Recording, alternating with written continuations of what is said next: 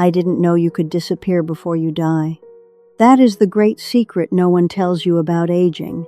I used to think being forgotten was a finality, something that happened after the funeral, after the dirt settled. I thought it happened when the flowers dried up on the grave, or when the last box of photographs was taped shut and shoved into an attic. I thought being forgotten was a consequence of absence. But no, I was wrong. It begins quietly. It begins while you are still breathing, while your heart is still beating a steady rhythm against your ribs, while you are still drinking tea and folding laundry and watching the sun move across the floorboards. I am 93 years old, and I am currently learning the slow, silent art of being forgotten while I am still alive. It isn't a sudden event, it's an erosion. It's the way a stone gets worn down by the river, not all at once, but layer by microscopic layer, until one day the shape is different and the water flows right over it as if it were never there at all. I sit here, in this chair that has molded to the shape of my spine over 20 years, and I realize that to the world outside this window, I have already become a ghost. The only difference is that ghosts have the luxury of walking through walls. I am still trapped inside them. The silence is the loudest thing in this house. The phone sits on the side table beside me. It's an old landline, beige and sturdy. It used to be the lifeline of this home. In the evenings, around 6 o'clock, it would sing. It was a reliable song. "How are you, Ma? Did you eat dinner? Are you feeling okay? Is your back bothering you? Tell Dad we said hello." Small conversations, tiny threads that tied me to the world. They weren't profound philosophical debates. They were check-ins, proof that I existed in someone else's mind, proof that my well-being mattered enough to interrupt their evening for 3 minutes. Now, the phone sits there like a relic, an antique object that has lost its purpose, like a butter churn or a washboard. It gathers a fine layer of dust that I wipe away every morning with my thumb.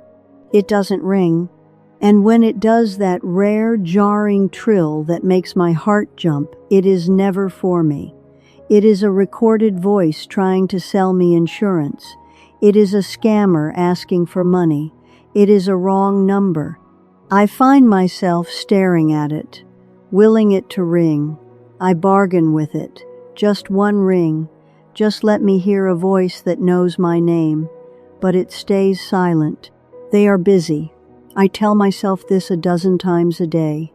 I recite it like a prayer to keep the hurt at bay. They are busy. I understand that. Truly, I do.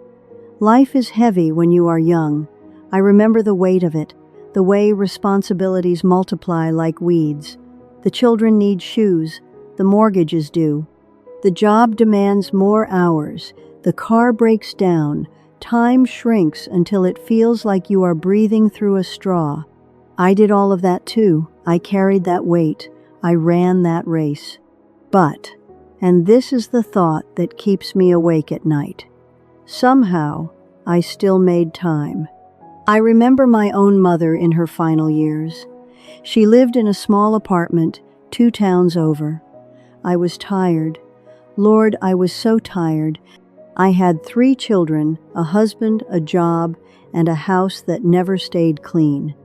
But I remember the tremble in her voice when she thought no one would visit. I remember the fear in her eyes, the fear of the silence. And I promised myself, swearing on my own soul, that I would never let her feel forgotten.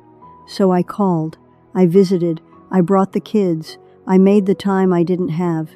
And yet, here I am. The circle has closed, but the promise was broken. Some days pass without a single person saying my name. Do you know what that does to a human being when your own name is no longer spoken out loud? First, it feels strange. Then, it feels lonely. And finally, you begin to doubt if you are actually here. You begin to feel less like a person and more like a memory that hasn't faded yet, a smudge on the glass. I spend hours sitting by this window, not because there is anything remarkable to see. The view hasn't changed in 30 years. The same oak tree, the same crack in the sidewalk, the same neighbor's driveway. I watch because the movement outside is proof that the world is still spinning. I see cars rush by, drivers leaning forward, late for somewhere important. I see women walking briskly in exercise clothes. I see the postman, head down, sorting mail. Life continues loudly, confidently, urgently. It has momentum, it has direction, and I sit quietly on the other side of the glass, like an object left behind at a train station. I feel like a museum exhibit. The elderly woman, circa 1932. If the glass shattered, would anyone notice, or would they just sweep around me? I used to be the center of everything. This house, oh, you should have heard it then. It was a symphony of chaos. It was full of noise, not polite noise, real noise. Doors slamming, feet running up and down the stairs, the television blaring cartoons, the dog barking at the mailman, arguments over who finished the milk, laughter that shook the walls, dinner plates clinking. I used to complain about the noise. I used to beg for 5 minutes of peace. I used to lock the bathroom door just to hear myself think. I would give anything to hear a door slam right now. I would give my remaining years to hear a child scream my name in frustration. Now, the loudest sound is the ticking clock on the mantel. Tick, tick, tick, measuring out the seconds of silence. It is a rhythmic reminder that time is passing, and I am the only one not moving with it. They do visit, sometimes, not often, but enough so they can say they do, enough to assuage the guilt. I know the routine. I see the car pull up. I see them take a deep breath before they get out, composing themselves, putting on their visiting grandma faces. When they come inside, the air changes. They speak to me gently, carefully. They modulate their voices, pitching them higher and slower, as if I am a toddler or a foreign tourist who doesn't speak the language. They treat me like fragile glass that might shatter if they speak too normally. But the worst part is the conversation. They don't ask about my memories anymore.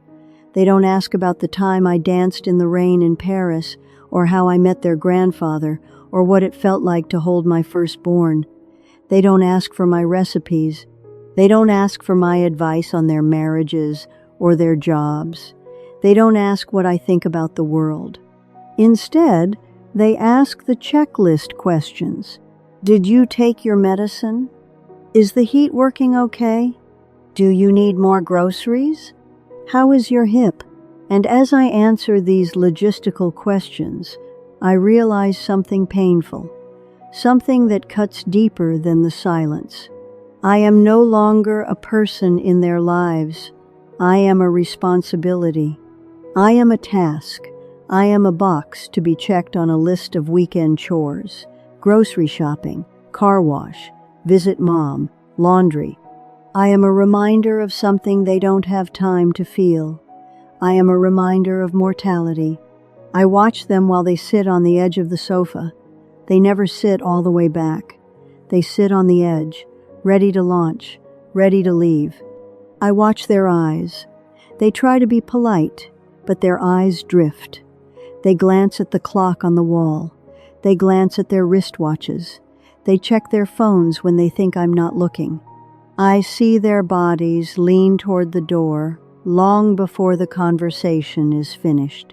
Their feet are pointing toward the exit, toward their real lives, while their mouths are still saying, "It's so good to see you." They don't mean to hurt me. I know this. They are good children. They are good people. That is the cruelest part of it all.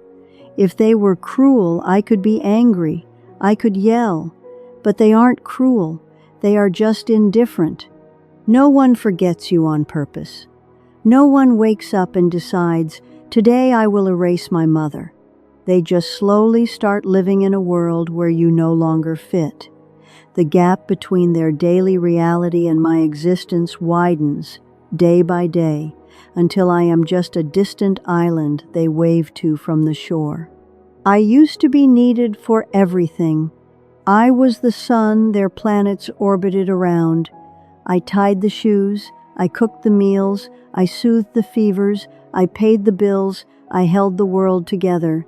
Now I am needed for nothing, and that is a kind of death no one prepares you for. The death of utility, the realization that the world works perfectly fine without you. When they leave, the silence rushes back in like water filling a hole. It feels heavier after they are gone. I walk slowly, shuffling through the hallway of my house. I look at the walls. They are covered in frames. Birthdays, holidays, school uniforms, graduation days, wedding smiles, babies being held by younger versions of me. I stop at a picture of a picnic from 40 years ago. I remember the smell of the grass that day. I remember the taste of the potato salad. I remember that my husband had a sunburn on his neck and was grumpy until he had a beer. I remember it all. It is vivid and bright in my mind. But to my children, these aren't memories, they are just history, vague recollections of childhood. They barely remember that I was there, holding the camera or cutting the cake. To them, those memories belong to a past they have outgrown. To me, they are my entire life. They are the evidence that I mattered. Sometimes, in the middle of the afternoon, I say my own name out loud. Elizabeth. I say it just to hear it spoken, just to make sure the sound still exists in the universe. It sounds unfamiliar in the empty room.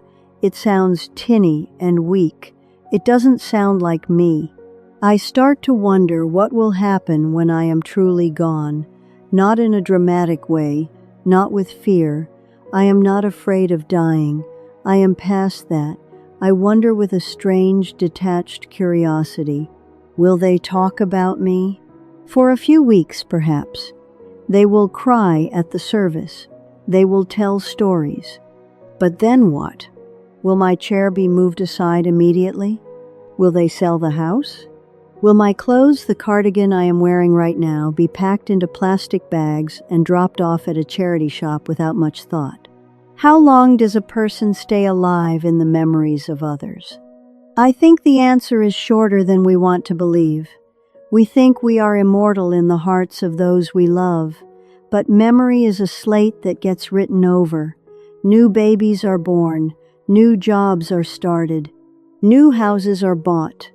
The old writing fades to make room for the new. I used to fear dying alone. That was my great night terror. Dying in the dark, with no one holding my hand. Now I understand that the real loneliness begins long before the heart stops. It begins when the people you love stop needing you. It begins when they stop asking for your opinion. It begins when they stop thinking of you randomly in the middle of their Tuesday afternoon. I don't blame them. Please, if you hear nothing else, hear this. I do not blame them. This is how life works. It is the natural order. It is the machinery of existence. Children grow forward. They must. They have to look ahead to survive. Parents stay behind. We are the anchors, but eventually the ship has to cut the line to sail. And one day, the distance becomes too large to cross regularly. But knowing this intellectually does not make it hurt less emotionally. Understanding the biology of a burn does not stop the fire from stinging. It just makes it quieter. I have learned to speak less, because when you speak and you see the glazed look in someone's eyes, when you realize they are just waiting for you to stop so they can leave it, is more painful than the silence itself. Being tolerated is worse than being ignored. So I sit. I remember. I wait for nothing in particular. I have started preparing myself, not for death, but for total invisibility. And strangely, I am becoming okay with it. Not because it is easy, but because resisting it is exhausting. I am too tired to wave my arms and shout, "I am here. I am still here." I was once someone's whole world. I was the most important person in the universe to 3 little children. Now I am a small, dusty corner of their lives. And soon, I will be a memory. Then, eventually, a name on a piece of stone. And then, not even that. And this is not a sad story. I don't want your pity. This is simply how life folds itself. One generation replaces another. One voice fades so another can be heard. The leaves must fall so the tree can survive the winter and bud again in the spring. I am the falling leaf. I just wish someone had told me that the fall would last this long. I wish someone had told me that being forgotten while alive would feel like this. Quiet, slow, gentle, and unbearably, completely lonely.